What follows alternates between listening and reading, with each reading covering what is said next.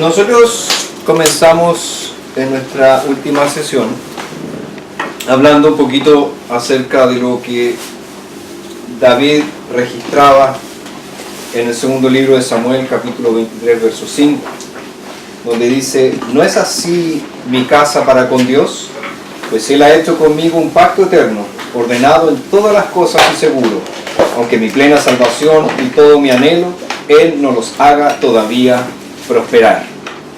Nosotros tomábamos ese versículo y señalábamos que las palabras de David aquí, que son las últimas que se registran, son las últimas palabras de David. Él ya está viejo, ya está próximo a fallecer, y él en sus palabras presenta ciertos elementos que nos van a servir durante todo este curso.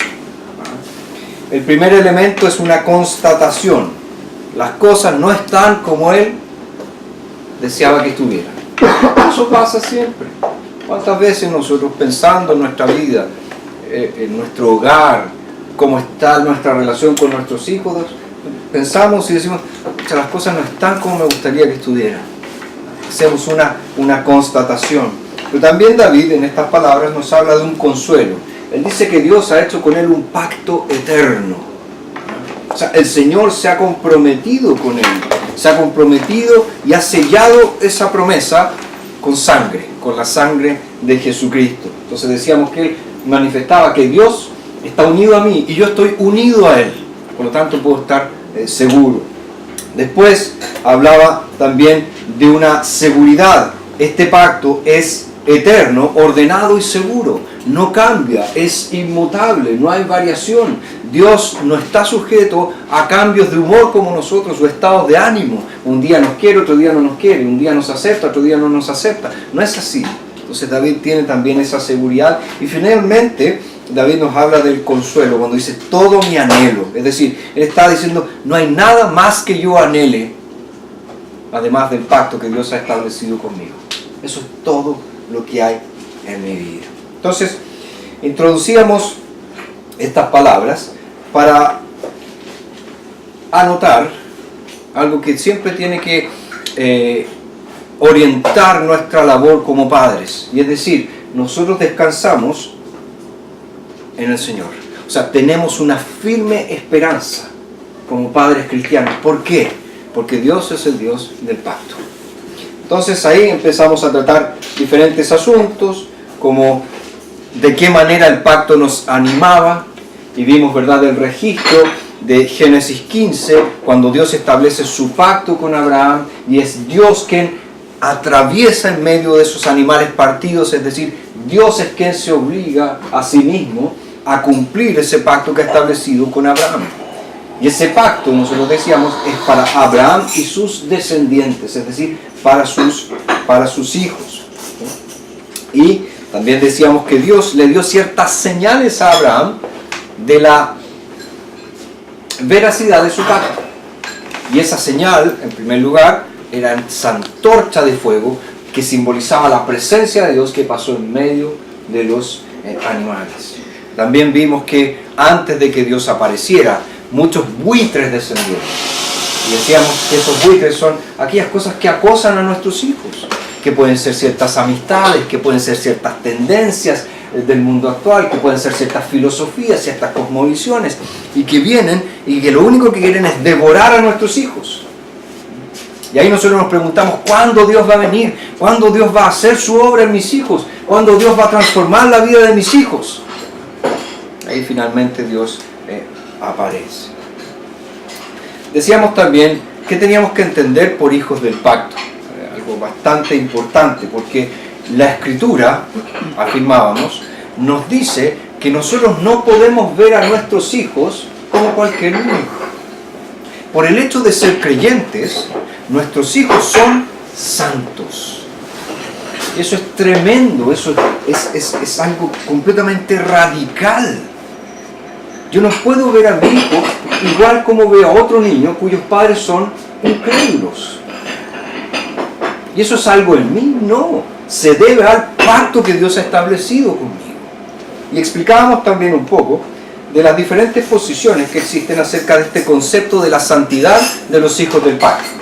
Y hablábamos que algunos creen que la santidad es interna y que por lo tanto el Hijo es salvo. Es decir, porque Él es generado por padres creyentes, Él nace creyente. Nosotros decíamos, pues parece que no está muy bien. Pues veíamos la otra postura que decía que esta santidad de los hijos es externa y que no tiene relación alguna con el pacto. Y que decíamos que en el fondo lo que esa postura quiere decir es que ellos nacen en un contexto cuyos padres son cristianos, pero eso no hace ni una diferencia.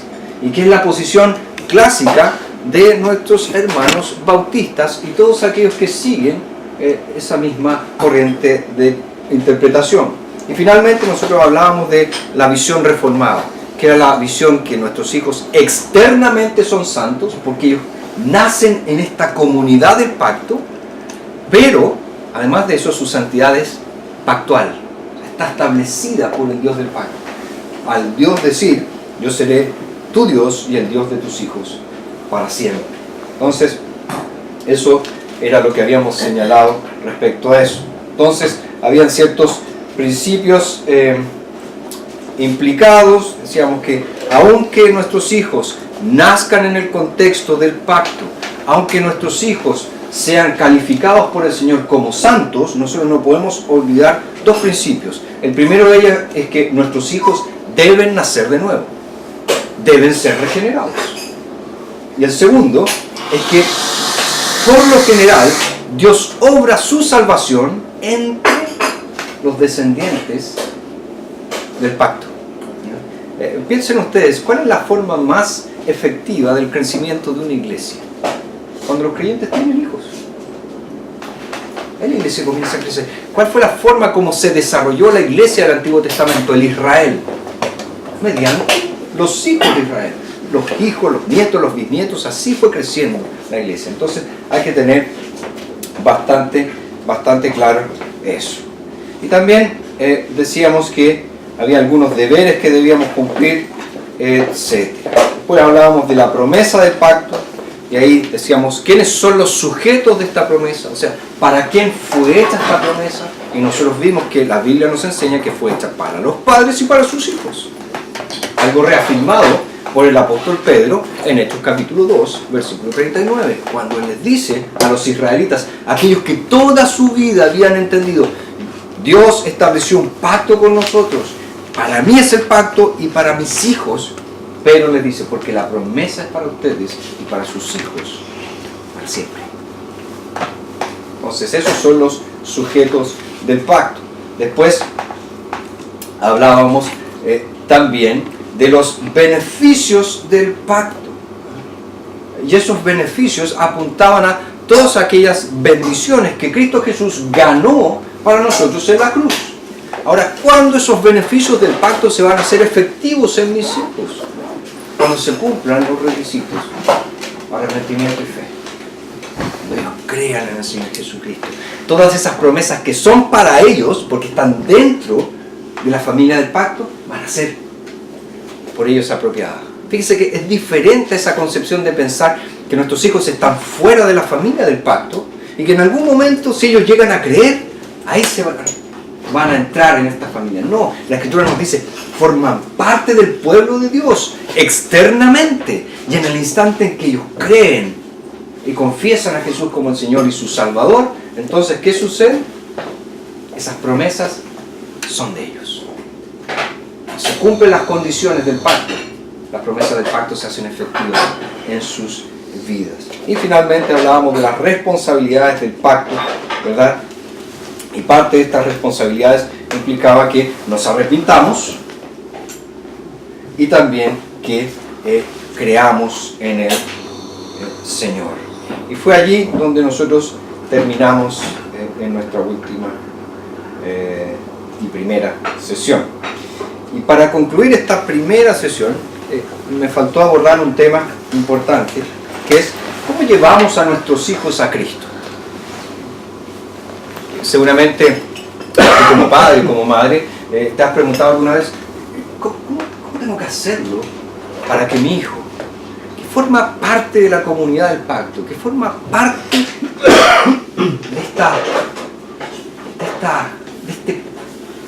de de esta alianza que Dios ha establecido. ¿Cómo ellos llegan a los pies del Señor Jesucristo? ¿De qué manera? ¿Ah? Bueno, primero tenemos que decir que nosotros creemos que Dios es soberano en la salvación. Yo creo que ninguno de nosotros tiene duda acerca de eso. Es decir, Dios es quien salva. Nosotros no nos salvamos por nosotros mismos. Nosotros no podemos hacer absolutamente nada para ganarnos el amor de Dios. Nosotros no podemos hacer absolutamente nada para ir al cielo. Dios es soberano en la salvación. Pero también nosotros creemos que Dios obra de manera soberana a través de otras personas en nuestra vida. Por ejemplo, cuando tú piensas en la manera como tú llegaste al conocimiento del Evangelio, fue a través de otras personas. Alguien que te presentó a Jesús, alguien que te habló de Jesús, alguien que te invitó a una iglesia, alguien que te regaló un libro, te regaló una Biblia, en fin. Entonces entendemos que Dios soberanamente actúa a través de otras personas en nuestra vida, y en este caso particular, Dios actúa de manera soberana a través de nosotros en la vida de nuestros hijos. Eso es súper importante que lo entendamos. Súper importante. Dado este hecho, entonces nosotros podemos ayudar, o podemos también, tristemente, obstaculizar a nuestros hijos de muchas maneras, incluso en su relación con el Señor Jesucristo. Ahora, nosotros tenemos que reconocer que no podemos darles a nuestros hijos lo que ellos más necesitan. ¿Qué quiero decir con esto? Nosotros no podemos darle a nuestros hijos un nuevo corazón. Nosotros no podemos darles a nuestros hijos fe verdadera. No está en nuestro poder. Solamente Jesucristo lo puede hacer. Por eso Job, en el capítulo 14, él dice: ¿quién puede sacarlo limpio de lo impuro? Nadie, dice. O sea, nadie puede transformar el corazón de otra persona. Un ser humano no puede transformar el corazón de otro ser humano. Ahora, en cierto sentido, esta profunda verdad de la Escritura nos anima. ¿Por qué? Porque no hay padre ni madre cristiano, en su sano juicio, que piense que ha hecho todo lo posible por la salvación de sus hijos. O sea, no hay padre ni madre cristiana que pueda decir: ya es suficiente lo que yo ya hice, se acabó, ya no tengo nada más que hacer.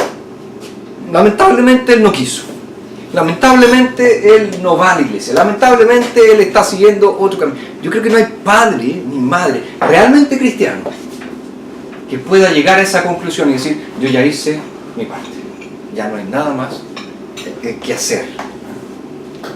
Entonces pensemos, siguiendo esa línea de razonamiento, qué terrible sería si nosotros pudiéramos darles a nuestros hijos nuevos corazones y fe verdadera y no lo hicimos.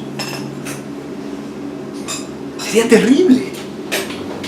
Yo no sé usted, yo no podría seguir viviendo. Pensar en que yo podía darles eso a mis hijos, que los iba a salvar eternamente, y no lo hice. Sería algo terrible. Pero saber que no podemos darles a nuestros hijos lo que ellos más necesitan, nos tiene que humillar. ¿Por qué? Como dice el Salmo 51, todos nosotros nacemos en maldad, fuimos concebidos en pecado y generamos pecadores. Nuestros hijos nacen en maldad. Ese instante precioso, ¿verdad? Cuando tú ves a tu hijo nacer, lo mira y dices: ¡uy, qué bonito! Y le cuentan los dedos y todas las cosas que hacen los papás, a saber si está bien. Pero ¿quién de nosotros tiene el pensamiento: esta criaturita es un pecador igual que yo? Ninguno de nosotros en ese instante lo piensa. Solo cuando empiezan a crecer y empiezan a manifestar sus primeras reacciones pecaminosas, uno dice: es exactamente como yo. ¿Por qué tuvo esta explosión de ira? ¿Por qué se enoja si le quito algo? Claramente llegamos a la conclusión que la Biblia ya nos declara por todas partes: tú eres un pecador, tus hijos son pecadores. Todos heredamos el pecado de nuestro primer padre, el pecado de Adán. Por lo tanto, nuestros hijos necesitan desesperadamente del poder purificador, regenerador y santificador del Señor Jesucristo. Lo necesitan desesperadamente. Y solo Él puede darles a nuestros hijos lo que ellos más necesitan. Ahora, ¿nosotros qué podemos hacer? Traerlos a Cristo. Eso es lo que podemos hacer. La conciencia de nuestra incapacidad de poder salvar a nuestros hijos es el motor que nos impulsa a traer a nuestros hijos a Cristo. Sabiendo que nosotros no podemos salvarlos, entonces yo los voy a llevar a Cristo, para que ellos tengan un encuentro con Cristo, para que ellos puedan conocer a Cristo.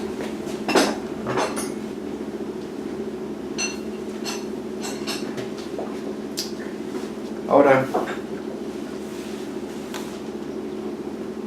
una pregunta que todos nosotros tenemos que responder en algún momento es la siguiente: ¿estamos siendo un obstáculo para que nuestros hijos vengan a Jesús?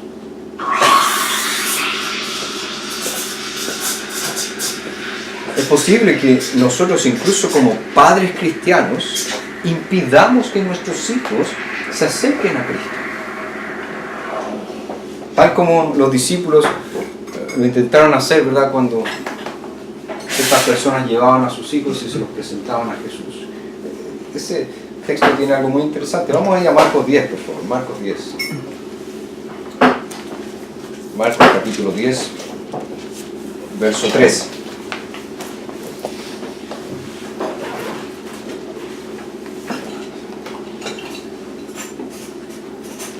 Fíjese que dice: y le presentaban niños para que los tocara, pero los discípulos los reprendieron.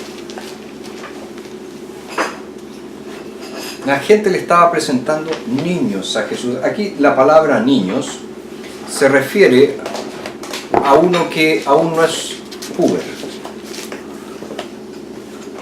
Antes de la pubertad, antes de la adolescencia.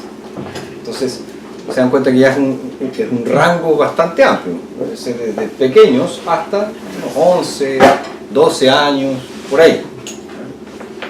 Y le presentaban niños y los discípulos les decían: no hagan eso, dejen al maestro. Jesús está muy ocupado, Jesús está cansado. El texto nos dice: al verlo, Jesús se indignó. Una vez más vemos a Jesús aquí expresando su ira santa. A veces pensamos que Jesús, como decíamos el domingo pasado, no tiene ningún tipo de emoción. Siempre anda calmadito. No, aquí nos dice el texto que Él se indignó y les dijo: dejen a los niños venir a mí y no los impidan, porque de los tales es el reino de Dios. Está diciendo: no sean un obstáculo para que los niños vengan a mí. No sean una piedra de tropiezo para que los niños vengan a mí. Ahora, en este caso particular, no nos dice el texto, pero probablemente los discípulos no querían que Jesús fuese molestado. Pero los padres tenemos que cuidarnos de esto. Porque muchas veces nosotros somos un obstáculo para que nuestros hijos vengan a Cristo. Ahora, ¿cuándo somos un obstáculo? Por ejemplo, cuando nosotros mismos no vamos a Jesús. O sea, ¿cómo voy a pretender que mi hijo acuda a Jesús si yo no acudo a Jesús? Si yo no busco a Jesús, si yo no me acerco a Jesús, ¿cómo puedo esperar que mi hijo o mi hija vaya a Cristo si yo no voy a Cristo? Después empezar, esto es muy raro. Generalmente los papás cristianos son los que llevan a sus hijos a la iglesia y cosas así. ¿Están seguros? Puedo asegurar que hay muchos papás que no van a la iglesia y mandan a sus hijos, por ejemplo, a la escuela dominical. La mandan con la abuela, con la tía, No van ellos a Cristo, pero mandan a sus hijos. Entonces, ¿qué está pasando en la cabeza de ese niño, de esa niña? ¿Por qué yo tengo que venir a este lugar que es tan fome, mi papá y mi mamá no vienen? ¿Qué estoy haciendo yo aquí si mis papás no vienen acá?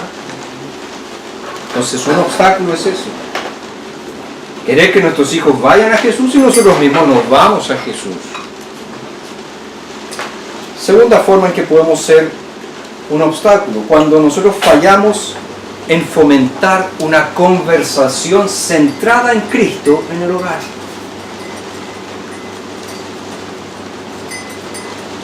No es suficiente que en nuestras casas hablemos asuntos de la iglesia. Oye, mira lo que están haciendo en la iglesia, ¿qué te pareció esto? O que en nuestra casa lo único que hagamos es criticar los sermones del domingo. Predicó como 50 minutos, acá se pasó. Oye, sí, el profesor de escuela dominical que me tocó hoy día es súper fome, papá. Eso no es fomentar una conversación centrada en Cristo en el hogar. Debemos hablar de Cristo. ¿En qué sentido? Hablar de su gloria majestuosa. Hablar de su amor por los pecadores. Hablar de su poder para salvar. Hablar de su voluntad de recibir a todo aquel que llega ante Él arrepentido. Ese tipo de conversación debemos tener, que es más que hablar de, hijo, tienes que ir a la iglesia porque te va a hacer bien. Hija, anda a la iglesia porque te van a enseñar cosas buenas. Mucho más que eso. Es una conversación centrada en la persona y obra de Jesucristo. ¿Cuándo más nosotros somos un obstáculo que impide que nuestros hijos lleguen a Cristo? Cuando nosotros fallamos en vivir en integridad. ¿Cuándo sucede esto? Cuando nuestros hijos escuchan lo que nosotros decimos, pero no ven en nosotros amor por Dios ni amor por el prójimo. Es decir, no ven en nosotros esa vida cristiana que tanto le hablamos. Tú tienes que amar al Señor, hijo. Mi hijo te mira y dice, pero ¿cómo sé que tú amas al Señor? Andas amargado todo el día. Peleas con la mamá, peleas con el papá a cada rato. Siempre hablas mal de las personas y me estás diciendo que tengo que amar a Dios y al prójimo como a mí mismo. O sea, estamos siendo un obstáculo cuando fallamos en vivir en integridad. También cuando somos un obstáculo, cuando no amamos a Cristo y a su iglesia. Fíjense, es mucho más que ir a la iglesia, es amar a la iglesia. Y amar a la iglesia, ustedes saben que es mucho más que amar un edificio, porque un edificio nunca ha sido una iglesia. La iglesia son los creyentes, es el cuerpo de Cristo, son las personas que se reúnen a adorar a Dios y a servir a Dios. ¿Y cómo la amamos? Preocupándonos por ellos, alegrándonos con ellos, entristeciéndonos con ellos. Entonces, cuando no amamos a la iglesia y a Cristo como el Señor de la iglesia, nosotros estamos fallando y estamos siendo un obstáculo para que nuestros hijos lleguen al Señor. También cuando somos un obstáculo, cuando nosotros no confiamos en Dios y no nos aferramos a sus promesas. Los papás que viven pateando la pelota, ¿verdad? Dicen, todo me va mal en la vida, que yo quería hacer esto y no me resultó, que en mi pega tal cosa, que aquí, y no tiene ningún amor por esas promesas que Dios ha hecho, que son inmutables. Promesas tales como, yo voy a estar contigo siempre. Promesas tales como, los que aman a Dios todas las cosas les vienen bien. Promesas tales como, yo voy a suplir todas tus necesidades. Entonces, cuando demostramos poca confianza en Dios, cuando no nos aferramos a sus promesas, estamos siendo un obstáculo para que nuestros hijos lleguen al Señor. Y por último, otro ejemplo, pueden haber muchos más, yo solo estoy colocando aquí algunos ejemplos, cómo nosotros somos un obstáculo para que nuestros hijos lleguen a Jesús, cuando nosotros mostramos poco interés por las cosas espirituales. ¿Cómo se manifiesta eso? Cuando nuestras Biblias están cerradas de domingo a domingo. con suerte las llevamos el domingo a la iglesia. Y nuestra religión solo es una cuestión de ritos, de formas vacías, y no manifiesta el poder de la verdadera piedad. Déjenme decirles algo muy importante. Nuestros hijos ven, observan mucho más de lo que nosotros muchas veces pensamos o creemos. Los hijos van a ver si tú lees la Biblia o no. No es que tu hijo va a ver que tú tienes una Biblia en tu velador. Tu hijo va a ver si tú lees tu Biblia. O si está ahí cerrada todo el tiempo. Entonces esas son formas de obstaculizar, de ser un tropiezo para que nuestros hijos se acerquen, vayan, vengan a Cristo. Ahora si tú estás pensando, pucha, sí, yo alguna vez he cometido alguna de estas cosas. O tal vez estás pensando, sí, yo en realidad ahora me doy cuenta que hago esto. Bueno, si nosotros obstaculizamos a nuestros hijos de estas formas o de cualquier otra manera, ¿qué tenemos que hacer? Orar, pedir perdón al Señor y orar para que el Señor nos permita ser de ayuda a nuestros hijos en vez de ser un impedimento, un obstáculo. Y esta ayuda se traduzca en ¿qué? En que nosotros de manera activa llevemos a nuestros hijos a Cristo Jesús. Ahora, volviendo al texto de Marcos 10, fíjense que nuestro deber de llevar a nuestros hijos a Cristo es para toda edad. Ah, que están tan chicos, no importa. Es que no sé si entiende, no importa. Ora con él. Que te vea desde pequeño orando.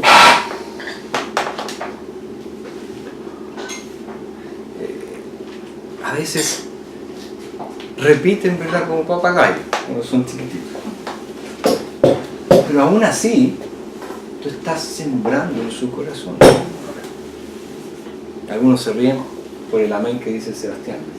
Amén. Sí. Amén. ¿Por qué dice amén? Porque no ha escuchado a nosotros orando y diciendo amén. Porque todas las noches, a pesar de que no entiendan ni una palabra, oramos con él. Así tú vas colocando en su vida esta semilla, poco a poco. Entonces es para toda edad. Tampoco desistas, que mi hijo es adolescente y ya llegó a esta etapa en que empiezan a pensar por sí mismos, yo ya no tengo el control que tenía antes. No, en toda edad nosotros debemos llevar a nuestros hijos a Cristo, porque siempre van a ser nuestros hijos. Eso nunca va a cambiar. Pero también nosotros debemos llevarlos a Cristo a pesar de cualquier tipo de oposición. En este caso particular, la oposición venía de los discípulos. No sé si se dan cuenta de la tragedia que nos está presentando este pasaje.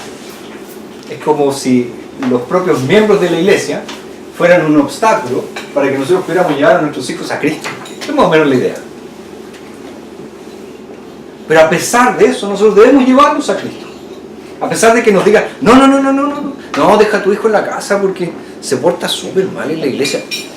La pinza, lo llevo igual. Tengo que trabajar en su carácter, obviamente. Tengo que empezar a corregirlo, obviamente. Yo tengo que llevarlo igual. Así que yo no voy a ir a esta actividad porque están mis hijos, pues mis hijos son chicos, se ponen... Llévalos igual, a pesar de cualquier oposición. Y si alguien algún día te hace un comentario imprudente, indebido, habla conmigo o con el consistorio. Nosotros vamos a encargar de eso. Vamos a hablar con ese cascarrabia, esa cascarrabia, venga. Y con todo el amor de Cristo vamos a decir, necesitamos que los hijos del pacto escuchen la palabra de Dios.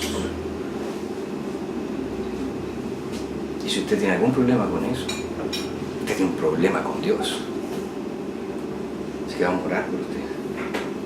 Pero le vamos a advertir que no siga con esa conducta.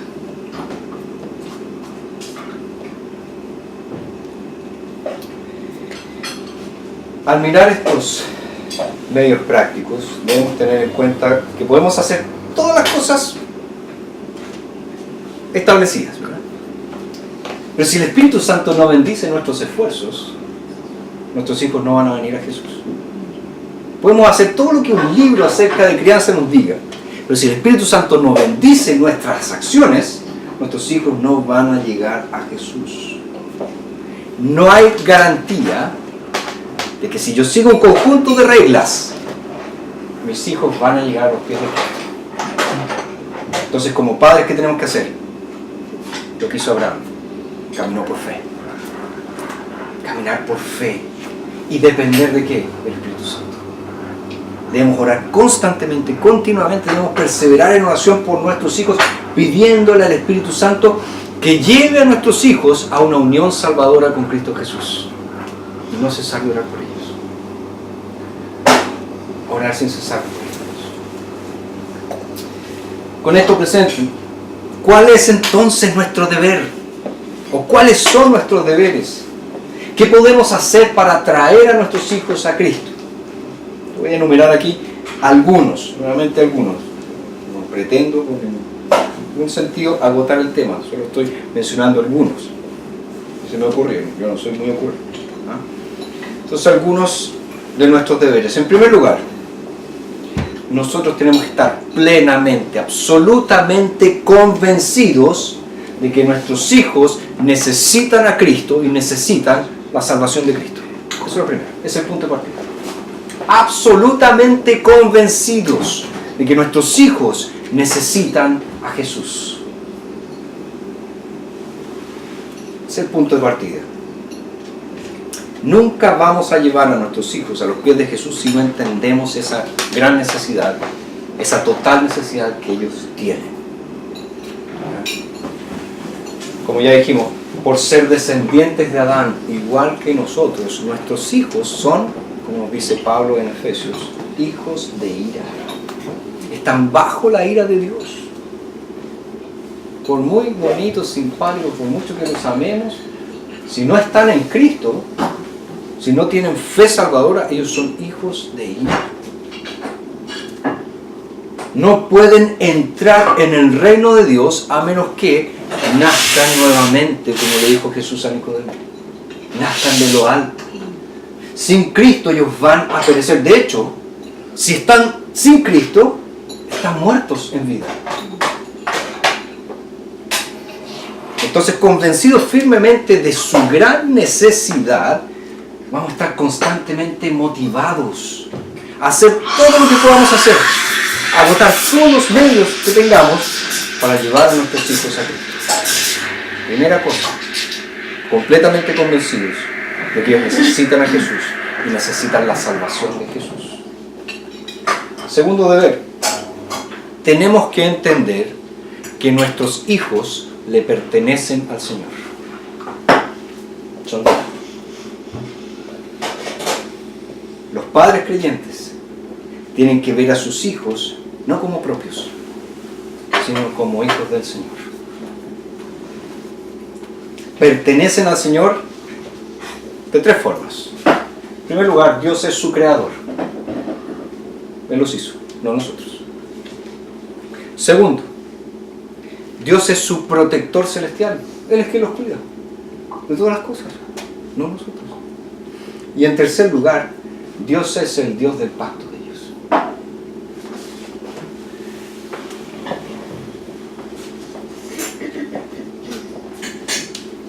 Nosotros sabemos que Dios cuida a nuestros hijos de muchas maneras. Solo por su protección, nuestros hijos sobreviven a cualquier rasguño, a cualquier caída, a cualquier peligro de la vida. Especialmente si son varones, porque esos son más, parece, audaces, aunque las niñas también lo son. Nosotros nos damos cuenta de cuántas cosas el Señor los ha librado. Cuando tú lo pillaste así que estaba a punto de sacarse la muro por la escalera, ¿qué fue? El Señor.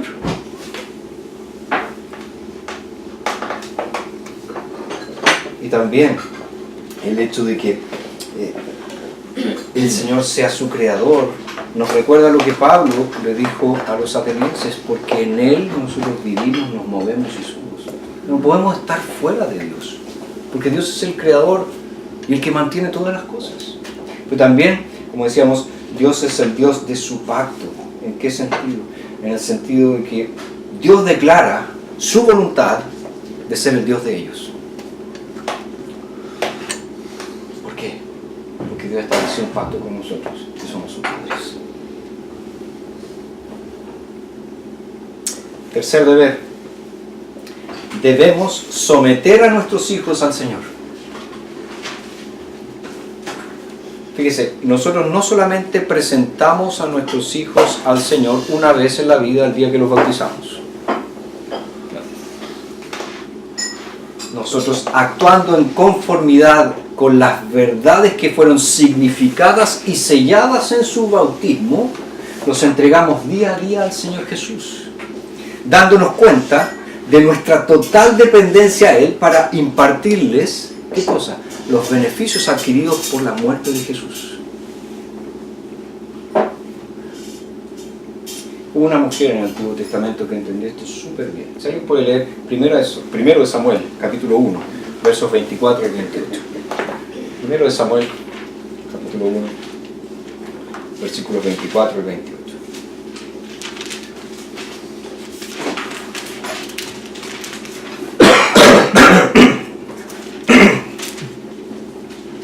Después de haberlo ejecutado, lo llevó consigo y lo trajo a la casa del Señor en Silo, junto con un toro de 3 años, 20 kilos de harina y una vasija de vino. El niño era pequeño. Hasta el 28. Después de degollar el toro, llevaron el niño a Elí.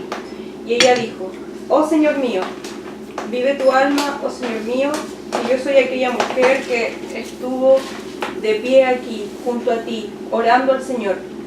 Por este niño oraba, y el Señor me lo ha concedido lo que le pedí.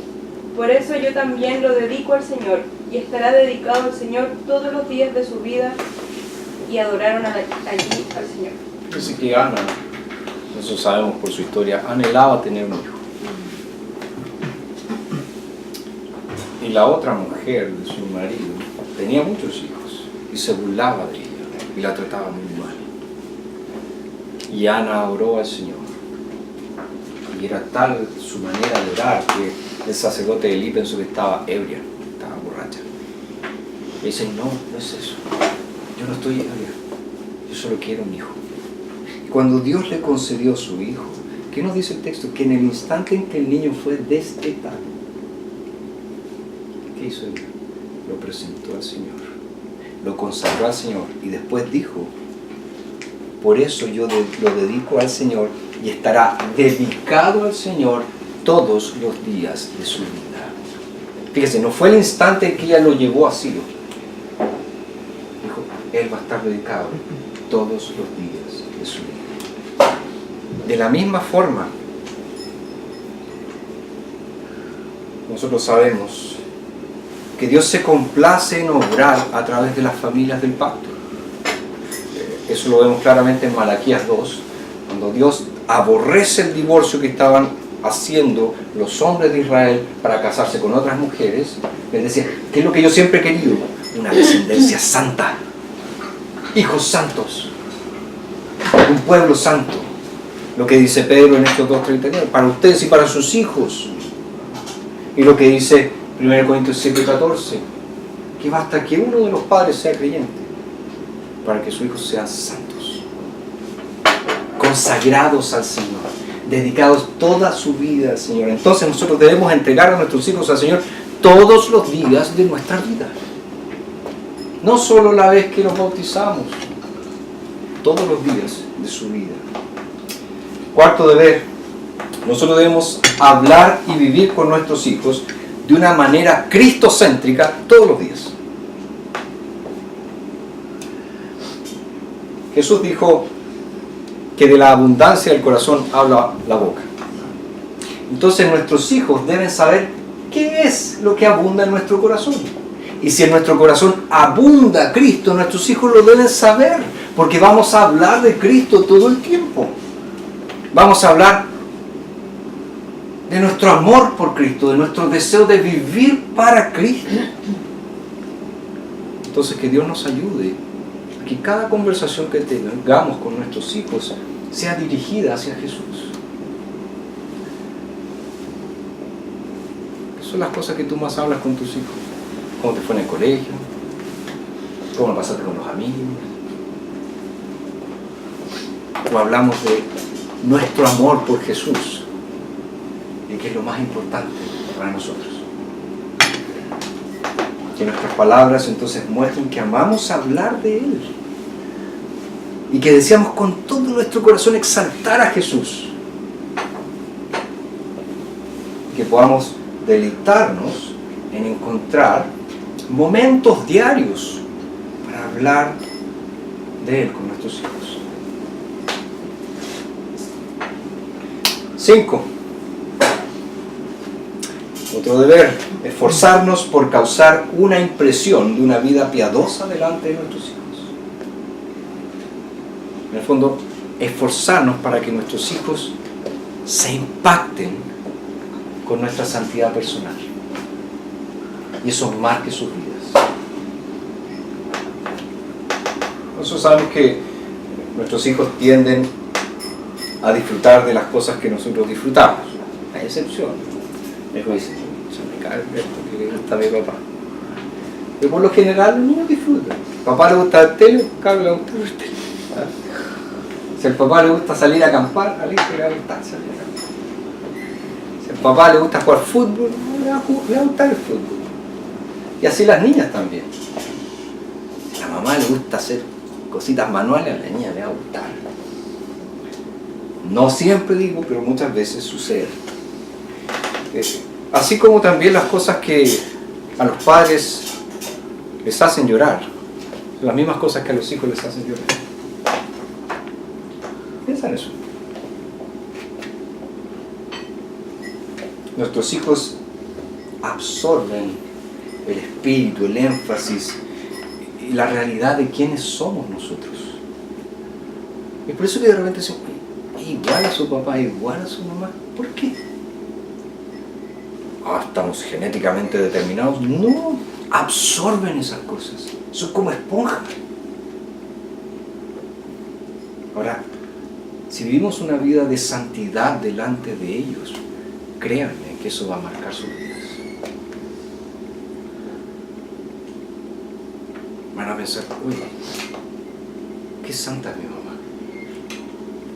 Qué santo es mi papá. No, ojo, no santurrón, en ese concepto peyorativo, ¿verdad? Se hace el bueno, pero yo sé que es más malo que nada.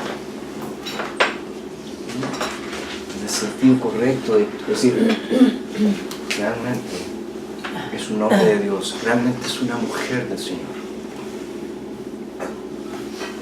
6. Otro deber que tenemos, mostrarle a nuestros hijos reverencia y gozo en el Señor. Súper importante estos dos elementos. Nosotros sabemos que algunas iglesias se distinguen más por su reverencia, ¿verdad? Personas que entran a adorar con esas iglesias quedan impactados por la reverencia en que estaba toda la iglesia adorando a Dios y dicen, uy, esto nunca lo vi en mi iglesia. Me encanta este sentido de que Dios está presente y que todos ustedes están postrados delante de Él. Pues esas mismas iglesias muchas veces fallan en mostrar el gozo del Señor. Siempre están autoflagelando. ¿Qué necesitamos nosotros? Mostrar un equilibrio para nuestros hijos entre la reverencia a Dios y el gozo del Señor. Y la reverencia a Dios parte con pequeñas cosas, hermanos. Por ejemplo, llegar a la hora a la iglesia. Llegar tarde. ¿Qué le estoy transmitiendo a mis hijos cuando llego tarde? Que en realidad para mí no es importante estar ahí cuando comienza el servicio. Porque en realidad Dios me puede esperar.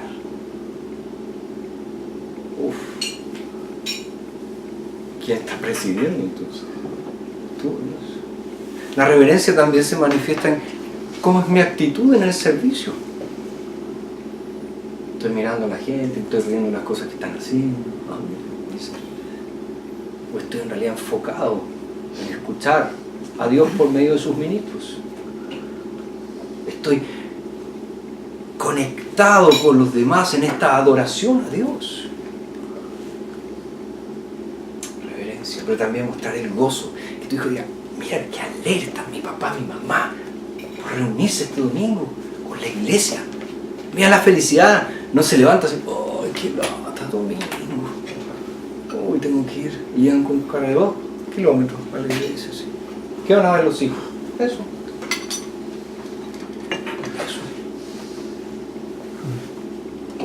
Necesitamos mostrar entonces tanto el temor al Señor como el gozo del Señor a nuestros hijos.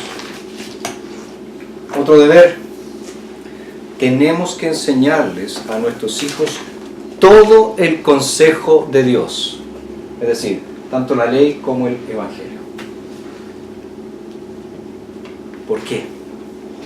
Porque tenemos que enseñar a nuestros hijos la ley a fin de que ellos sepan que son pecadores y que necesitan un Salvador. Y también les mostramos el Evangelio porque allí está la solución a su gran necesidad como pecadores. Pero una vez que ellos son salvos, seguimos mostrándoles la ley. ¿Pero como qué? Como una pauta, como una regla de santidad para su vida. Entonces, debemos llevar todo el consejo de Dios a nuestros hijos. Y eso implica ¿qué cosa? Que yo conozca la palabra de Dios.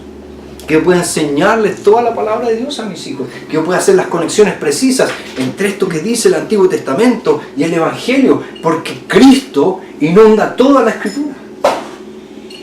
Entonces cuando mi hijo me haga una pregunta así como, oye, ¿qué significa esto en el libro de los Reyes? Yo tengo que saber. Y si no sé, hijo, espérame, voy a investigar.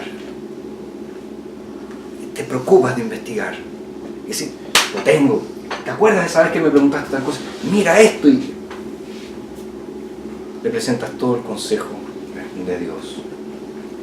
Otro deber que tenemos, mostrar a nuestros hijos una visión cristocéntrica de los eventos actuales, de lo que está sucediendo en la sociedad. Tenemos que llamar la atención de nuestros hijos a lo que está pasando en el mundo. Los acontecimientos actuales, las crisis mundiales, las necesidades de nuestras comunidades, de nuestros barrios, las tendencias de los tiempos, el desarrollo de la cultura popular, etc. Y tenemos que preguntarles, ¿qué piensa Cristo de esto? Hablábamos recién con Gonzalo de esta nueva moda de los, ¿cómo se llama? Chichigán. Que ambos dijimos, ¿qué es esa cuestión? Pero Salo me decía que son como flight escuicos, me dijo Salo. Esa es una moda de este tiempo. Entonces, tus hijos van a escuchar eso. ¿Y tú qué tienes que hacer? En vez de reírte, puedes tirar la talla, lo que sea, pero tienes que decir, ¿qué piensa Jesús acerca de eso? Y ahí abre la Biblia. O puedes tomar un reportaje que viste en el diario, que ya casi nadie lee el diario, lo que viste en Instagram, las noticias te ven en Instagram, esa cuestión chica que no te informa nada, lo puedes tomar y decir, ¿qué piensa Jesús acerca? ¿Qué dice la Escritura acerca de eso? Un tema interesante para tratar en familia. Y ahí, obviamente, tampoco tenemos que hablar solo de política, pero no tenemos que hacerlo a un lado. Tenemos que discutir con nuestros hijos lo que la palabra de Dios tiene que decir acerca de la nación donde vivimos y acerca del rumbo que Dios quiere que esa nación tenga. Tenemos que dejar, obviamente, en ese contexto, que nuestros hijos hablen libremente, aunque sus ideas sean infantiles, aunque sus ideas sean incorrectas, pero así vamos a saber qué hay en su corazón, qué es lo que está pensando.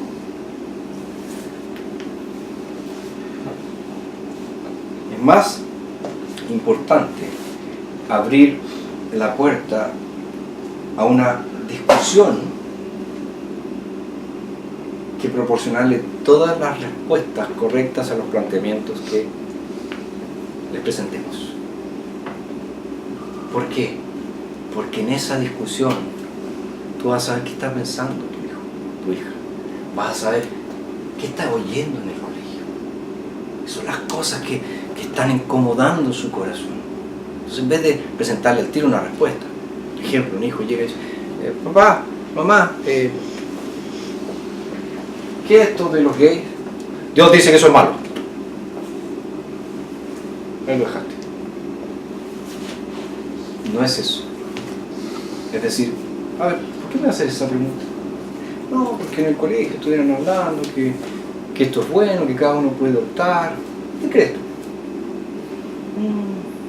No sé. O sea, yo creo que a lo mejor no hay ningún problema porque si se aman, ¿qué? ¿Qué es amor? Y lo empieza a enganchar. ¿Cómo se expresa el amor? ¿Qué es lo que Dios diseñó? Y así. Entonces, bueno hacer ese tipo de cosas. ¿Qué otro deber tenemos? Debemos amorosamente advertir a nuestros hijos acerca de lo que significa estar sin Cristo. Esto es súper importante. Nuestros hijos tienen que saber que no importa que sean los mejores alumnos, los mejores atletas, los que tengan la mejor pinta, los que sean los más populares, si no tienen a Cristo, ellos están muertos.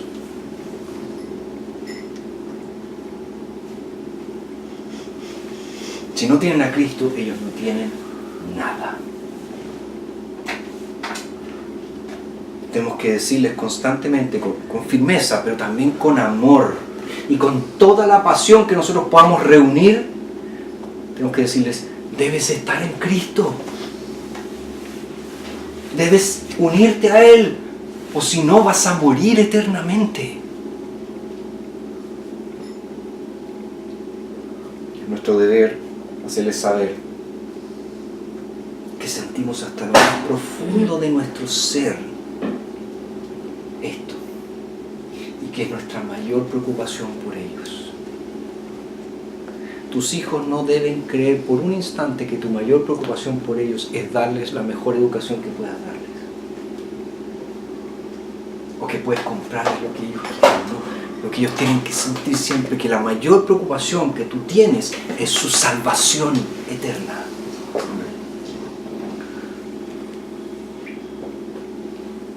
Debemos mostrarles, sí, que nos preocupamos por su bienestar físico, pero debemos mostrarles que nos preocupamos mucho más por su bienestar espiritual.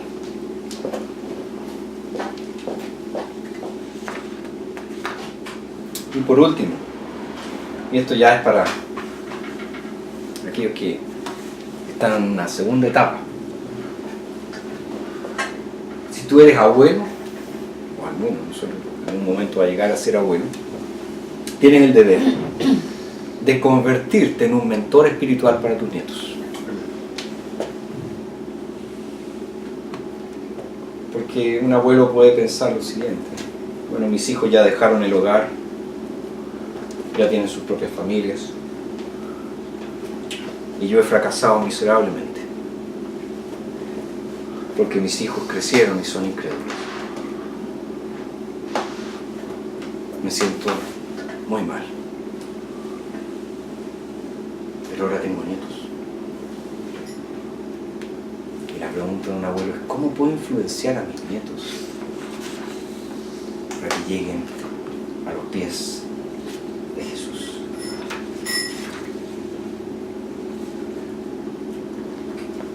Estas palabras de la Escritura tienen que ser de consuelo para cualquier abuelo que piensa eso. Salmo 103, verso 17: pero la misericordia del Señor es desde la eternidad y hasta la eternidad sobre los que le temen, y su justicia sobre los hijos de sus hijos. Promesa para los abuelos. ¿Salmo cuánto? 103, verso 17. Entonces un abuelo tiene que enseñar a sus nietos el camino del Señor, y tal vez la venida de los nietos a Cristo van a influenciar a que sus padres lleguen a los pies de Jesús también. Nunca, jamás es demasiado tarde para influenciar a otros a venir a Cristo. Hasta aquí. ¿Alguna duda? Bueno, esa era la primera sesión. Esa era la primera sesión.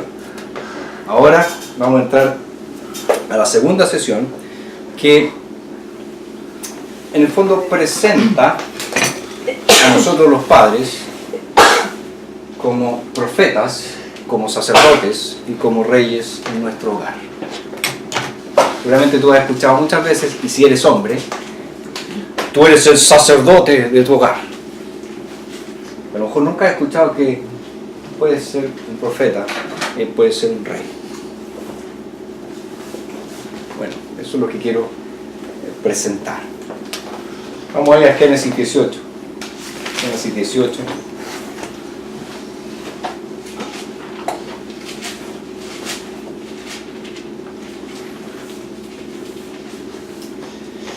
Verso 17. Génesis 18, verso 17. Dice así: entonces el Señor dijo: he de encubrir a Abraham lo que voy a hacer, habiendo de ser Abraham una nación grande y poderosa, y que en él han de ser benditas todas las naciones de la tierra, porque yo lo he escogido y sé que mandará a sus hijos y a su casa después de él, que guarden el camino del Señor, practicando la justicia y el derecho, para que el Señor haga venir sobre Abraham lo que ha hablado acerca de él. El contexto es bastante conocido. Abraham está en su tienda, aparecen tres varones, uno de ellos es el Señor, y que van con una misión bien concreta: destruir las ciudades impías de Sodoma y Gomorra. Entonces, en ese contexto, habla el Señor diciendo: le encubriré a Abraham lo que voy a hacer, sabiendo que él va a cumplir las estipulaciones del pacto, y así enseñará a sus hijos. En el fondo, Dios está diciendo: yo sé que él va a ser responsable con aquello que yo le di. Entonces, nuestras responsabilidades como padres son las que vamos a abordar ahora en esta segunda sesión. Ya hablamos un poco acerca de nuestros deberes, de ciertas cosas que debemos hacer, pero ahora responsabilidades bastante concretas, porque la idea de la primera sesión era establecer los fundamentos de la crianza y presentar, obviamente, la visión reformada de cómo los padres deben criar a sus hijos. Y vimos que de manera especial tratamos acerca del pacto de gracia y cómo nuestros hijos se relacionan con ese pacto de gracia. Y ahora lo que vamos a tratar es que bajo este concepto del pacto de gracia, ¿cómo desarrollamos nuestra labor como padres?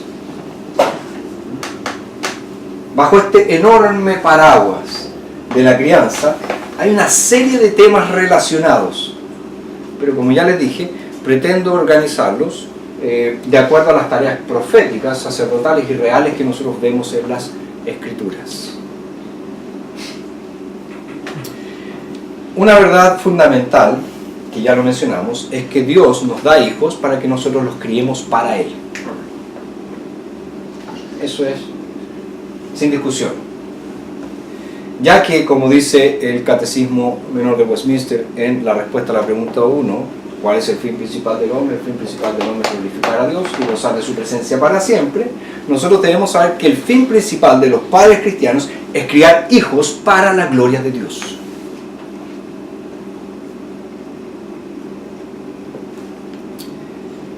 De hecho, una de las tantos documentos reformados que hablan acerca del matrimonio, hay uno en especial que es la forma holandesa para la confirmación del matrimonio, declara una de las razones por las cuales Dios instituyó el matrimonio, y dice: para que las parejas casadas críen a los hijos que el Señor les dará, en el verdadero conocimiento y temor de Dios para su gloria y salvación. Así que uno de los propósitos por los cuales Dios nos da hijos, para que nosotros los criemos para la gloria de Dios. Entonces nuestra tarea como padres comienza incluso antes de que nuestros hijos nazcan.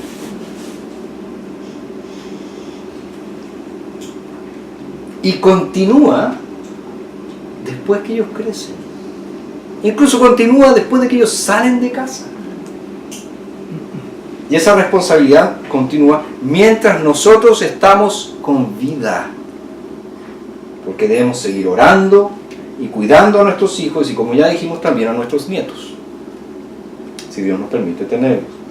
Entonces ese día, cuando nuestros hijos abandonen nuestro hogar para vivir separados de nosotros, para casarse, para establecer sus propios hogares, aún en ese tiempo son y siempre van a seguir siendo nuestros hijos.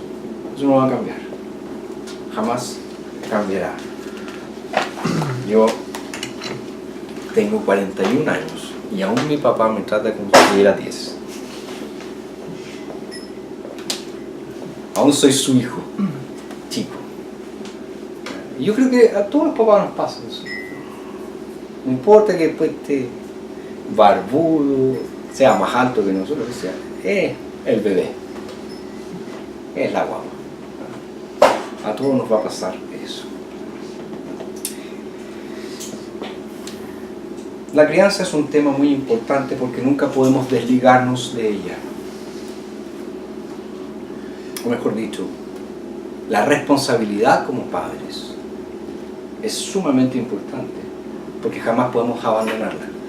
Incluso los padres divorciados que tienen hijos, que viven separados, ¿verdad? Nunca dejan de tener nunca pierden su responsabilidad como padres. Nunca. Porque tener un hijo es un acontecimiento que cambia la vida. A partir de ese momento, un hombre y una mujer pasan a ser padres. Cambió todo. Absolutamente todo. Entonces, desde el principio, tener un hijo es un paso serio. Es una oportunidad maravillosa y es una tarea tremendamente solemne, seria, que no se toma la chacota. No es un juego tener hijos. Pero eso es solo el comienzo. Esto cuando Isaac, el hijo de la promesa, nació, fue una ocasión para la risa, para el regocijo y para la celebración. Génesis 21 declara eso de una manera muy precisa. Cuando nace Isaac, y su nombre significa risa, fue un momento de alegría para sus padres. Y dice que fue un momento de risa para todos. ¿Por qué? Entonces Abraham con 100 años tuvo un hijo. Sería tremendamente anecdótico. Yo creo que cualquiera de nosotros nos reiríamos de oír que un caballero de 100 años con una mujer tampoco muy joven tuvo un hijo. Y también fue un día de celebración, se hizo un gran banquete, nos dice el texto bíblico. Pero también sabemos que más adelante hubo tiempos tristes. Isaac, Jacob, José y otros patriarcas experimentaron pruebas, experimentaron desafíos. Cuando Dios le dio a Abraham y a Sara un hijo, solo fue el comienzo de una tarea monumental para el resto de su vida. Y lo mismo es cierto para los padres cristianos hoy. Desde el tiempo de Abraham hasta el nuestro, los creyentes han descubierto que nada, absolutamente nada, pone nuestra fe a prueba como la responsabilidad de ser padres. Ahora, ¿cómo debemos ver esta responsabilidad de criar a nuestros hijos? Específicamente, ¿qué posición tenemos en el plan de Dios como padres? ¿Cuál es el lugar que ocupamos en este plan de Dios como padres?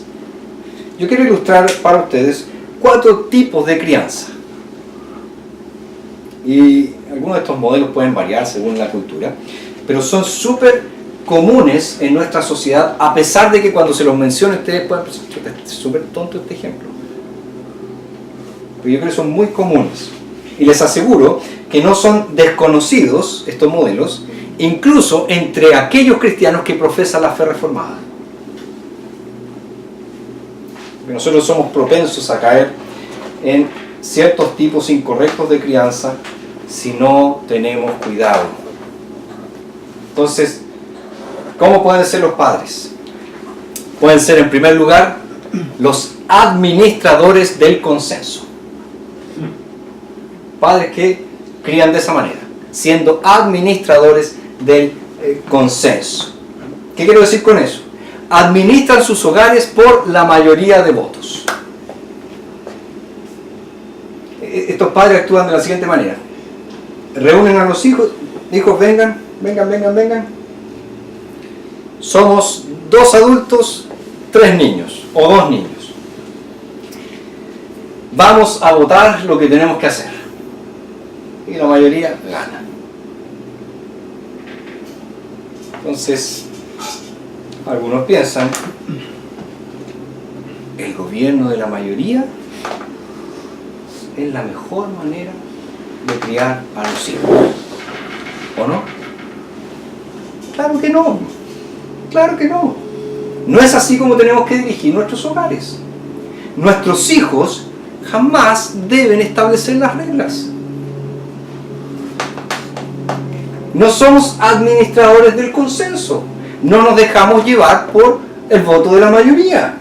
No preguntamos a nuestros hijos qué quieren hacer y después lo hacemos. No es así como debemos administrar nuestros hogares. Pero tristemente son demasiados los hogares donde el gobierno lo ejercen los niños y no los padres. Los niños mandan. Y los padres viven haciendo lo que los niños dicen. Porque si no se taiman. Porque si no se encierra en su pieza y no me habla. Porque si no lo voy a perder. Y se va a poner rebelde. ¿Tú crees que está generando un rebelde? ¿Se está haciendo lo que él quiere? Dios no puso a los niños en autoridad sobre sus padres. Dios dio la autoridad del hogar a los padres. Primer modelo entonces, el de administradores del consenso. Segundo modelo, los papás cajitas felices. Estos son los que llenan a sus hijos con plata o con cosas, con regalos, pensando que ese tipo de atención desenfrenada demuestra verdadero amor por ellos y que al hacer eso se van a ganar el amor de sus hijos. Cualquier cosa que él quiera le voy a comprar, no importa que me tenga que endeudar para comprar esta cosa, él quiere, entonces como el bebito quiere, voy a comprarle eso. Fíjense que el objetivo en la vida de estos padres es ganar mucho dinero para que sus hijos puedan tener todo lo que ellos quieran.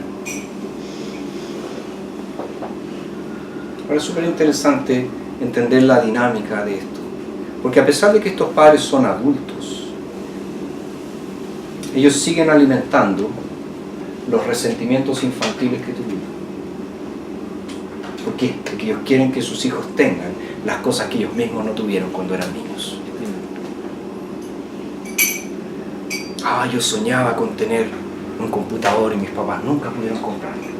Yo me hacía la mugre, tener plata. Entonces en el instante que mi hijo quiera un smartphone, a pesar de que tenga 5 años, se lo voy a comprar. Y le voy a comprar el último modelo. Un cabro chico poniendo un dedo así. Todo el día. Pegado a una pantalla. No hace nada.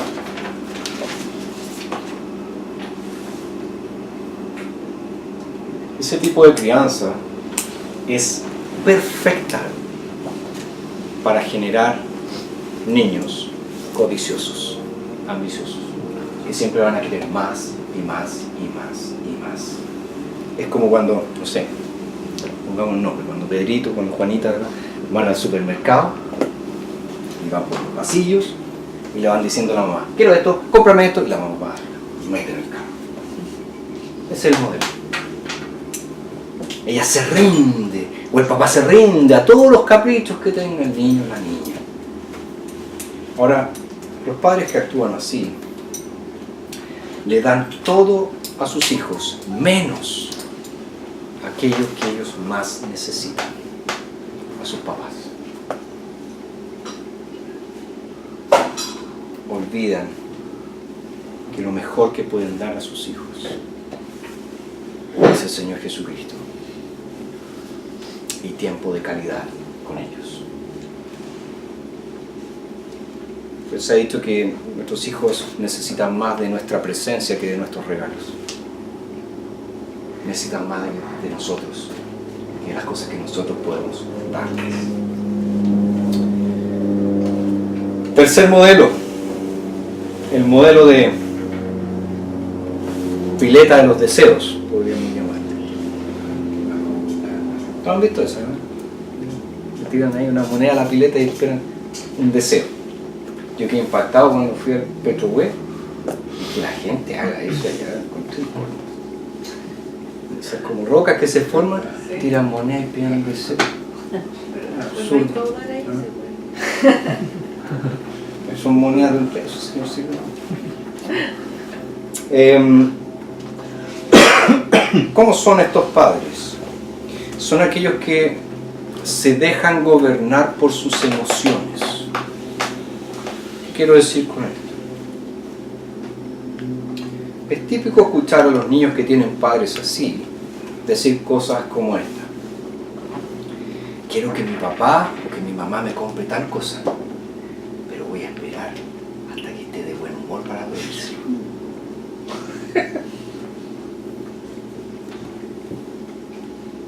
¿Qué está reflejando el niño con eso?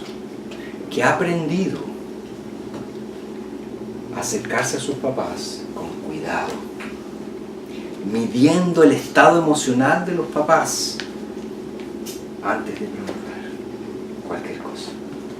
Estos niños son esos que siempre están preguntándose: ¿es el momento propicio, el momento adecuado?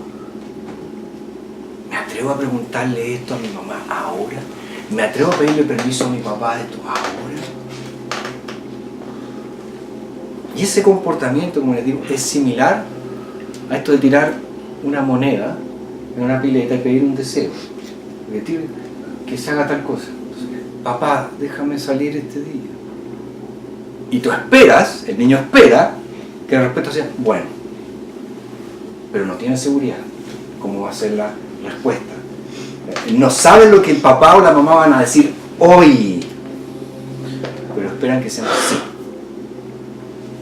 Entonces el niño no tiene seguridad de cómo su papá y cómo su mamá van a responder, porque no hay pautas establecidas en el hogar y no hay consecuencias específicas para ciertas acciones. Pueden haber reglas tal vez en el hogar, pero no hay una aplicación consistente de las reglas, porque la aplicación siempre va a depender del estado anímico del papá o de la mamá. Se puede hacer alguna tontera, el hijo. Entonces un día le dan, día siguiente hace la misma tontera y los papás se ríen. El niño no sabe qué esperar, la niña no sabe qué esperar. Cuando se rompe alguna de estas supuestas reglas que hay en la casa, no sabe cómo van a reaccionar sus papás. ¿Por qué? Porque sus papás se gobiernan por sus emociones del momento. Y así es como administran el hogar. Todo depende del estado de ánimo. Y por último, el último modelo, que es el que yo creo que es el adecuado, es el modelo de representantes del mediador. El modelo de representantes del mediador. En diferencia de todos los modelos enumerados anteriormente, este es el que creo yo que es el más bíblico Ahora, como el mismo nombre dice, representantes del mediador, nos lleva a considerar algo de inicio. Nosotros jamás como padres podemos presentarnos como el sacrificio expiatorio por los pecados de nuestros hijos. No podemos. Solamente Jesús cargó con el pecado, solamente Jesús pagó su deuda. Pero en su triple oficio como el mediador, es decir, como profeta, como sacerdote y como rey, Jesús está allí para ayudarnos.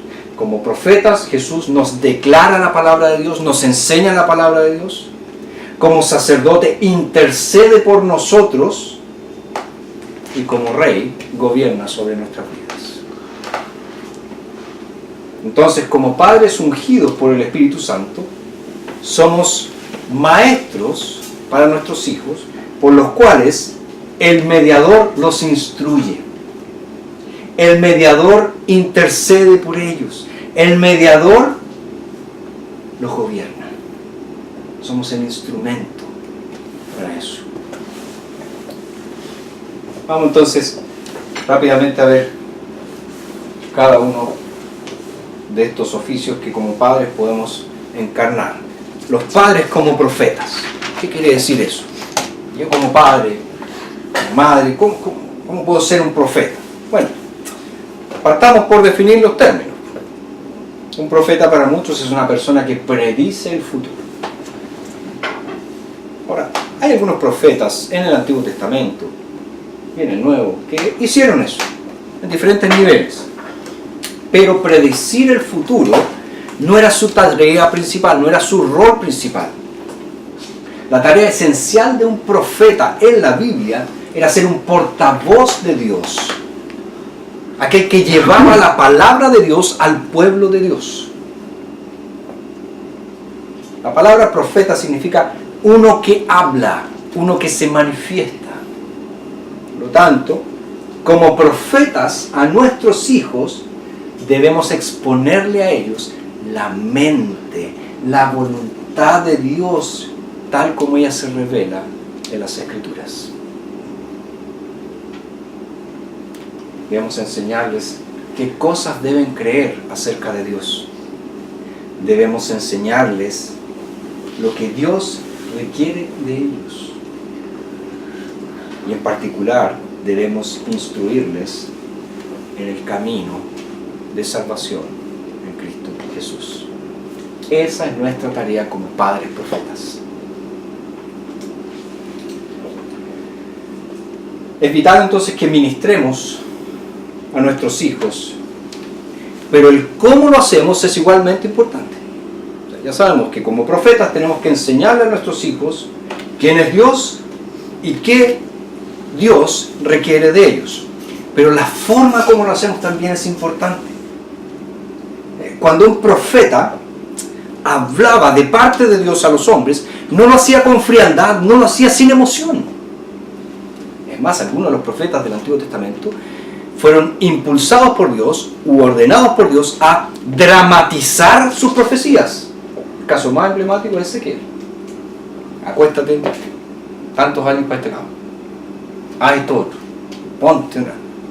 Yunta bueyes. En fin, a Jeremías, es otro. Entonces, lo hacían llenos de emoción. De la misma manera, los padres no podemos enseñar a nuestros hijos la palabra de Dios sin entusiasmo, sin pasión, sin emociones. Porque proclamar la palabra de Dios no es una tarea fría, no es una tarea exenta de emociones, sino que es una vocación apasionada, es una vocación irresistible, que inflama todo nuestro corazón, que arde nuestro corazón. Así es como debemos enseñar a nuestros hijos las Escrituras. Y pensar como los profetas. ¡Ay de mí si no le hablo a mis hijos de Cristo! ¡Y ay de mí si no lo hago apasionadamente! Debo traerles la palabra de Dios a ellos. Pero no tengo que hervir en ira, no tengo que ser descontrolado, sino presentarme con una profunda convicción en las verdades de la palabra de Dios y cómo esas verdades de la palabra de Dios inflaman mi corazón. Mis hijos deben ver eso.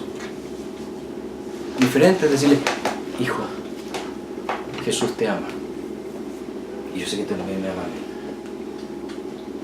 Que decirle prácticamente llorando, yo no merezco nada, soy un miserable y Jesús me ama. Y Él quiere darte ese amor a ti. Cuando les enseñemos la palabra de Dios a nuestros hijos, que sea apasionado, porque así ellos van a ver cuánto realmente amamos al Señor.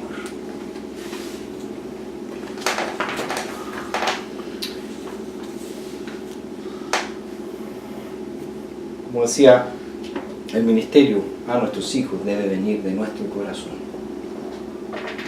y debe ser evidente para ellos. Tenemos que mostrarles que la mente y el corazón se encuentran cuando hablamos las verdades de Dios. No solamente queremos buscar información para su intelecto, sino que ese intelecto sea inflamado por el amor de Dios.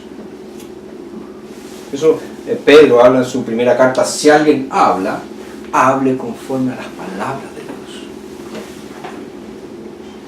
Está uniendo las dos cosas, intelecto y compasión. Siempre las expresiones del mensajero deben coincidir con el contenido del mensaje.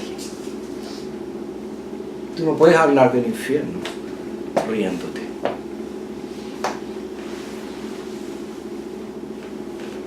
No puedes hablarle del infierno a tus hijos riéndote. No puedes hablar del pecado a tus hijos riéndote. Así como tampoco puedes hablar de la gracia de Jesús enojado. Lo hace lleno de amor. Nuestros hijos deben entender que amamos sus almas más que cualquier otra cosa en esta tierra. Que queremos mostrarle la verdad de Dios no como un conjunto complejo y árido de proposiciones, sino como la palabra viva de Dios, la palabra eficaz de Dios, como dice Hebreos 4:12. Segundo, los padres como sacerdotes. Nosotros sabemos que uno de los oficios de Jesucristo es precisamente el oficio sacerdotal. Él es nuestro gran sumo sacerdote, como nos dice el libro de los Hebreos, la carta de los Hebreos, según el orden de Melquisedec. Y nos dice que Jesús ha resucitado, ha ascendido a los cielos y vive, dice, para interceder por nosotros.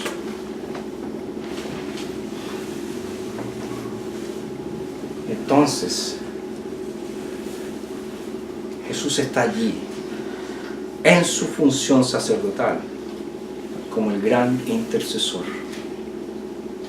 pidiéndole al Padre por nosotros, intercediendo por nuestro crecimiento espiritual, intercediendo por nuestra madurez en la fe.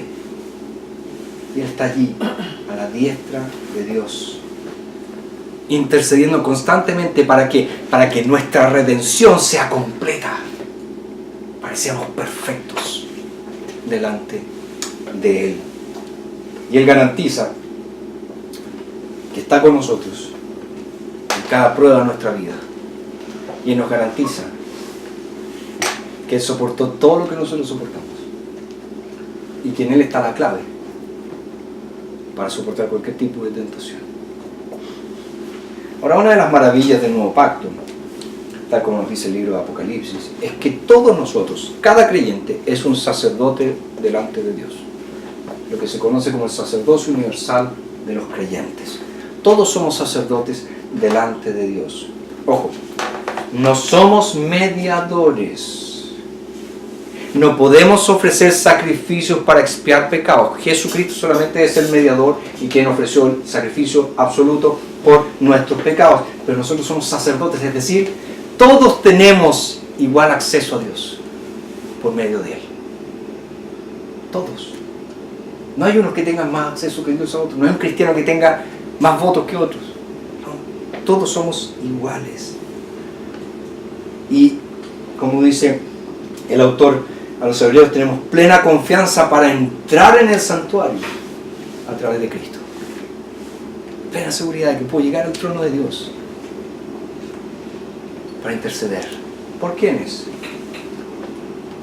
Unos por otros, por nuestros hermanos, por aquellos que predican la palabra de Dios, como dice Timoteo, por los reyes y todos los que están en eminencia, incluso, como dice Jesús, por aquellos que nos persiguen. Entonces somos llamados a entregar nuestras vidas en amor unos por los otros, ofreciendo estos sacrificios espirituales a Dios. Entonces, como sacerdotes en el hogar, nosotros tenemos que presentarnos como siervos, como representantes de Cristo, como aquellos que intercedemos por nuestros hijos en todo el tiempo, y como aquellos que Cristo usa para ser de bendición en la vida de nuestros hijos. Eso es ser sacerdote del hogar. Alguien que está intercediendo permanentemente por sus hijos, sin cesar, pidiéndole al Señor que los bendiga, pidiéndole al Señor que los lleve a la madurez cristiana, pidiéndole al Señor que los convenza de pecado, que amen la santidad, que amen a Jesús, que amen el Evangelio, que prediquen el Evangelio, que vivan el Evangelio, sin cesar. Y por último, los padres como reyes. Nosotros sabemos que Jesucristo reina hoy como nuestro Rey eterno. El pacto que Dios había hecho con David llegó a su cumplimiento en Cristo Jesús. Porque Cristo es el Hijo de David. Y Cristo ha sido exaltado, Él ha sido entronizado, ha recibido poder y toda autoridad sobre los cielos y la tierra. Ahora, el gobierno de Cristo sobre su iglesia es un gobierno amoroso y misericordioso. Jesucristo no es un dictador despótico. La Biblia nos dice que Él es el príncipe de paz. La Biblia nos dice que su reino es un reino de paz. Él lleva gentilmente, como dice Isaías, a los corderos en sus brazos, cerca de su corazón. Él no vino para ser servido como si necesitara de algo, sino para servir. ¿A quiénes? A nosotros, que necesitábamos desesperadamente de su poder. Entonces necesitamos que Cristo reine en nuestras vidas. Por un lado necesitamos ser gobernados por Él. ¿De qué manera? Viviendo en sujeción a su palabra, en sujeción al Espíritu de Cristo, al Espíritu Santo. Sin Él, nuestras vidas estarían en ruinas. La iglesia hubiera sido destruida por sus enemigos y todos los cristianos caerían y se perderían para siempre.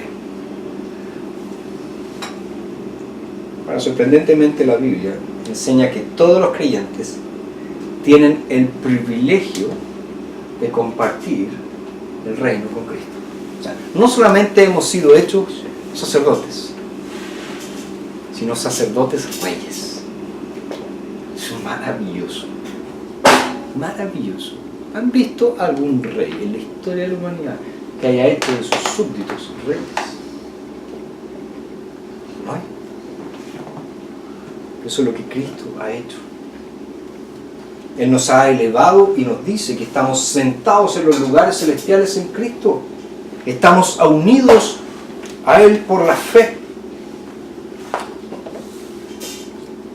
Y compartimos de su bendición todos los días de nuestra vida. Por lo tanto, como cristianos tenemos el privilegio y la responsabilidad de usar cualquier autoridad que Dios nos dé en este mundo para representar al Rey Jesús, para promover el crecimiento del reino, para promover el bienestar del reino de Dios. Y esta verdad del reino se relaciona directamente en la manera como los padres cristianos crían a sus hijos. Debemos cumplir nuestros roles como padres con la debida comprensión de nuestra autoridad para hacerlo. Hemos recibido la autoridad como padres de Jesús. Y debemos insistir que nuestros hijos tienen que honrar esa autoridad que Dios nos ha dado. No se pueden echar nuestra autoridad al bolsillo. Yo ya estoy grande, no hago caso de mi papá. No pesco a mi mamá. No podemos permitir que eso suceda. Dios nos ha asignado la tarea de padres, nos ha dado la responsabilidad de padres y nos ha dado toda la autoridad para cumplir con esa responsabilidad. Debemos decirles a nuestros hijos, a nuestras hijas: hijo, Dios me ha designado la tarea de criarte. Debo seguir sus mandamientos. Debo enseñarte su palabra. Debo disciplinarte según su ley, por respeto a Él y por amor a ti.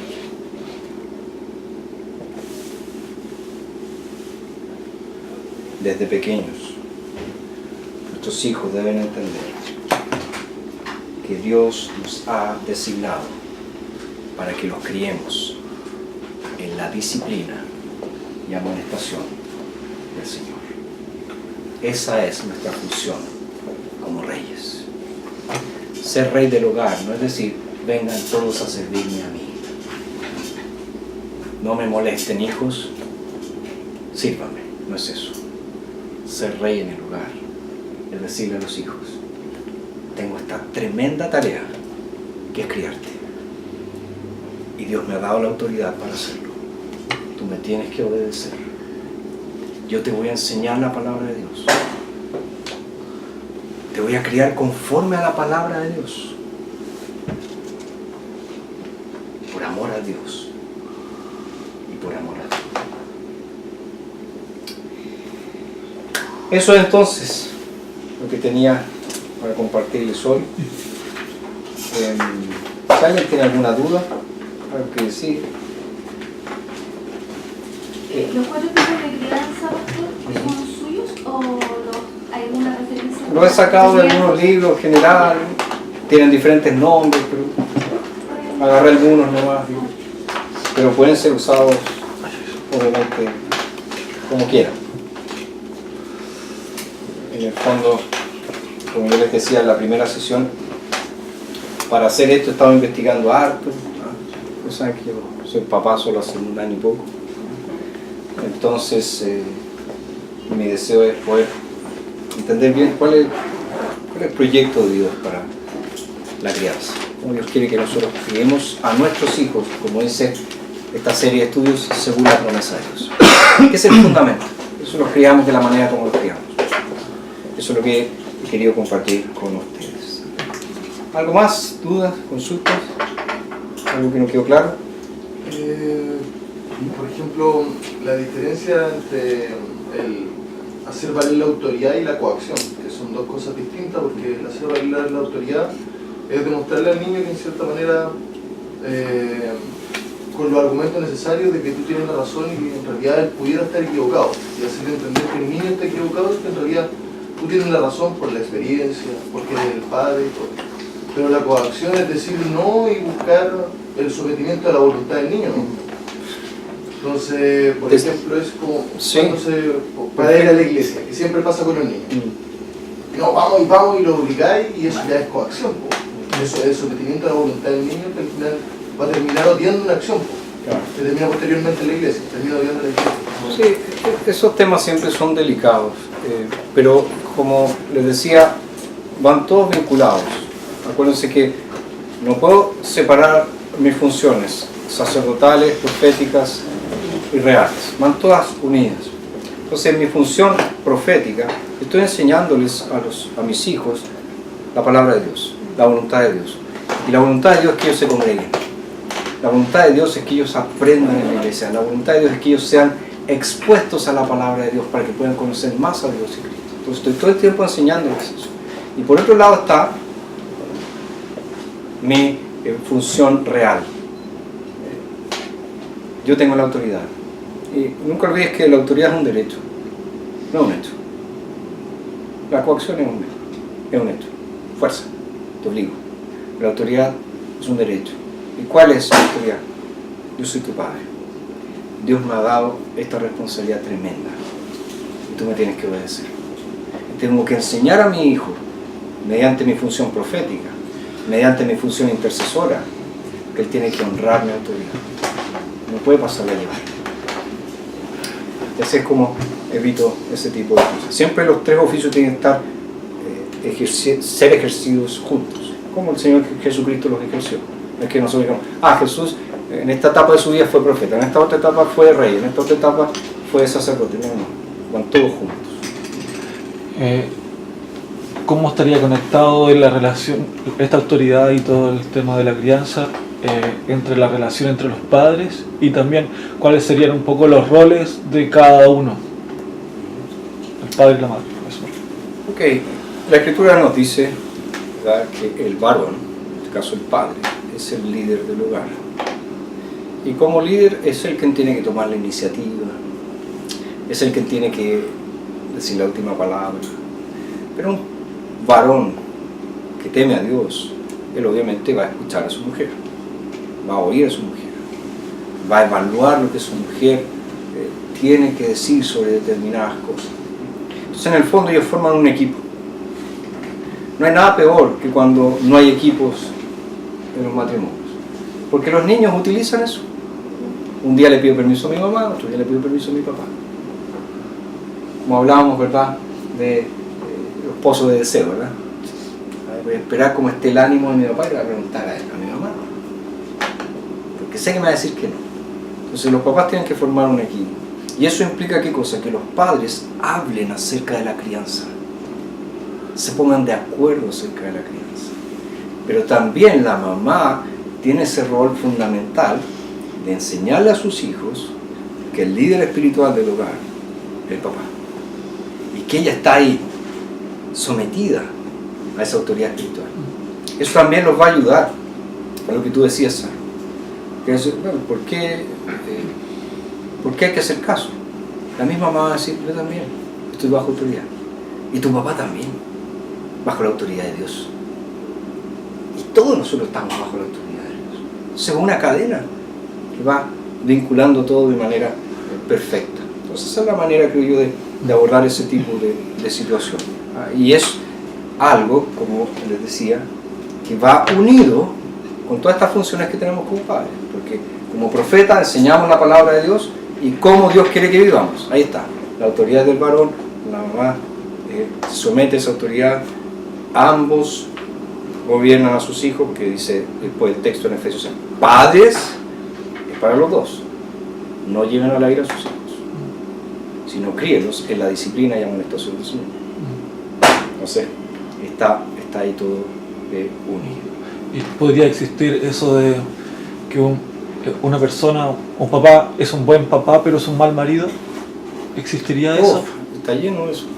Así como mamás que son buenas mamás pero son malas esposas, mujeres. Porque el hogar, tal como Dios lo diseñó,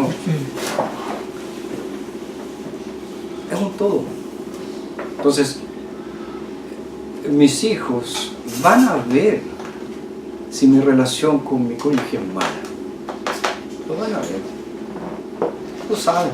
Los niños saben, a pesar de que muchos papás quieran ocultarlo, pero lo saben. Así como también los hijos que no saben cuando sus papás se aman. Porque los ven siendo cariñosos el uno con los otros. Cuando ven que se respetan el uno al otro. Papás que ven, o sea, hijos que ven a su papá maltratando a su mamá, sea verbalmente, sea físicamente, ¿saben? ¿Cómo eso va a ser amor? Así como también hijos que ven a la mamá hablando pésimo, el papá, peste, este gallo no hace nada, es flojo. Y ese es el amor. Entonces, puede suceder que eso pase porque a veces hay algunos padres, el varón o la mujer,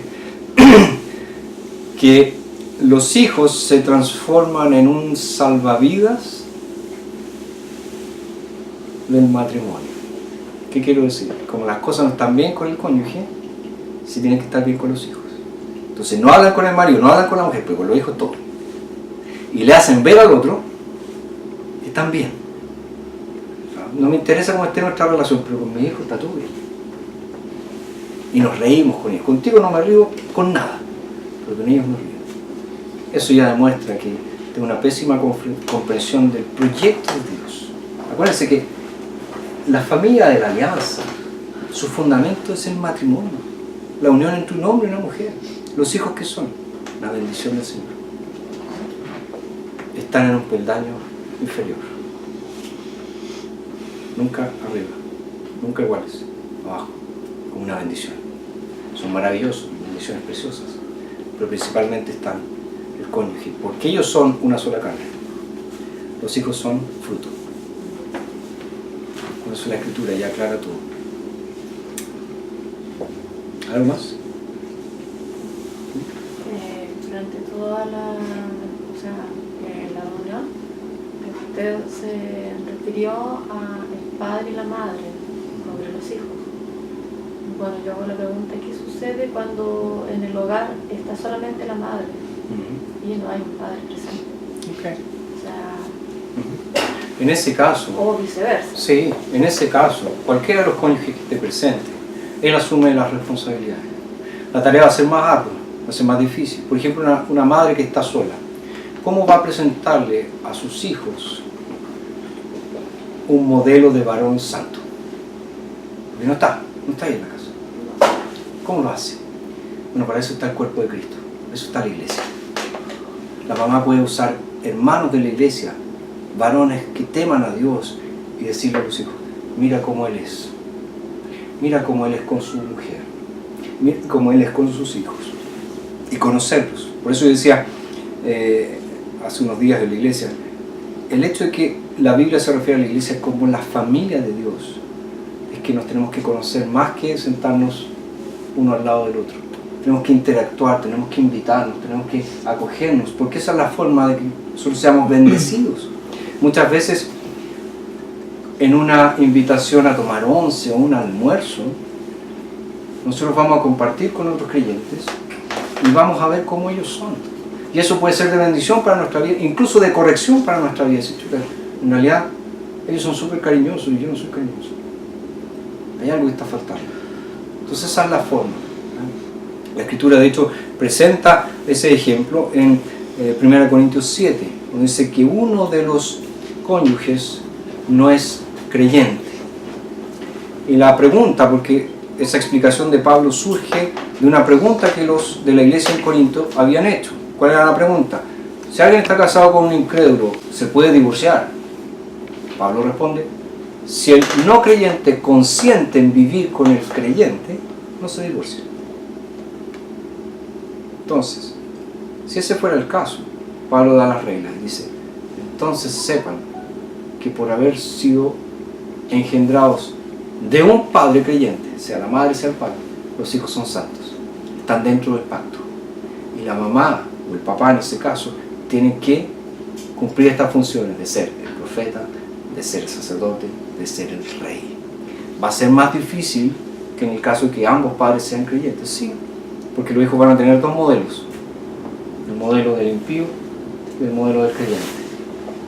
Y un desafío que nosotros vemos muy claramente en el Antiguo Testamento, por ejemplo, en el libro de los Jueces, donde había modelos de aquellos que servían a los ídolos y aquellos que servían al Señor. Y vemos lo que eso generaba en los descendientes. Bueno, eso va a ser difícil, pero aún así nosotros tenemos que descansar en la promesa de Dios y que Dios puede hacer la obra.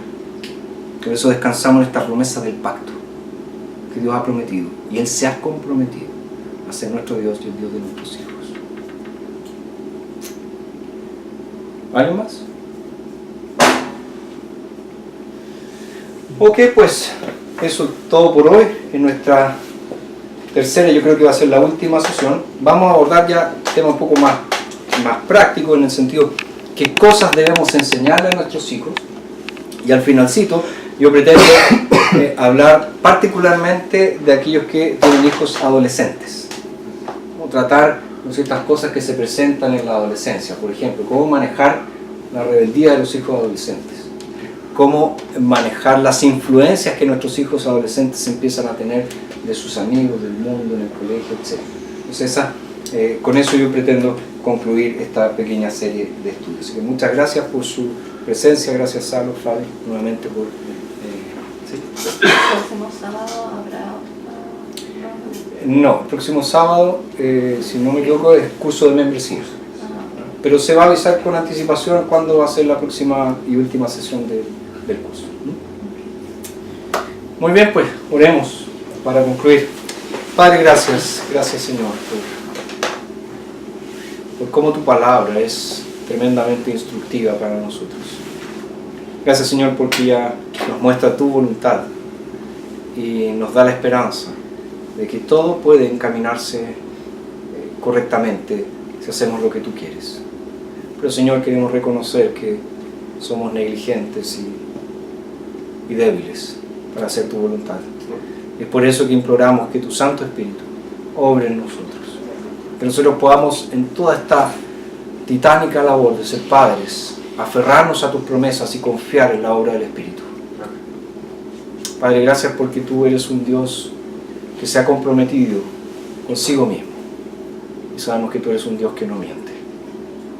Te pedimos tu bendición para todas las familias de nuestra iglesia, para todos los niños. Y lo hacemos en el nombre de Jesús. Amén. Muchas gracias.